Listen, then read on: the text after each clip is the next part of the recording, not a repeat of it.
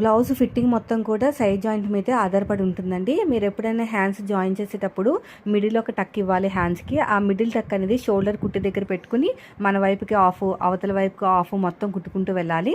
అదంతా అయిపోయిన తర్వాత ఫస్ట్ నుంచి లాస్ట్ వరకు ఇంకో స్టిచ్ వేసుకోవాలి. అలా చేయటం వల్ల హ్యాండ్స్ దగ్గర ముడతలు రాకుండా పర్ఫెక్ట్గా వస్తుంది అనమాట. ఇలా సగానికి మన వైపుకి, ఆ తర్వాత మిగతా సగానికి మన వైపుకి ఇలా తిప్పుకుంటూ తర్వాత రెండో స్టిచ్ అనేది ఫస్ట్ నుంచి లాస్ట్ వరకు కుట్టుకుంటూ వెళ్ళిపోవచ్చు.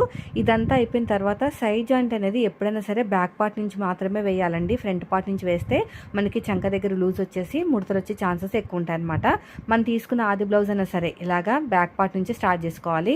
హ్యాండ్ లూజు, ఆర్మ్ లూజు చూసారా ఎంత కరెక్ట్గా మ్యాచ్ అయిపోయిందో. ఆర్మ్ లూజ్ అనేది, తర్వాత నడుము లూజు, ఈ మూడింటిని కలుపుకుంటూ వచ్చే గీత ఉంది కదా, స్టిచ్ అనేది గీతకి తిన్నగా వచ్చింది అనుకోండి, ఫిట్టింగ్ అనేది సూపర్గా వస్తుంది అనమాట. అంటే మీరు అంత బాగా కట్ చేసినట్టు బ్లౌజు, అంతే బాగా కుట్టినట్టు. ఇలా రావటం వల్ల ఫిట్టింగ్ కూడా చాలా బాగుంటుంది.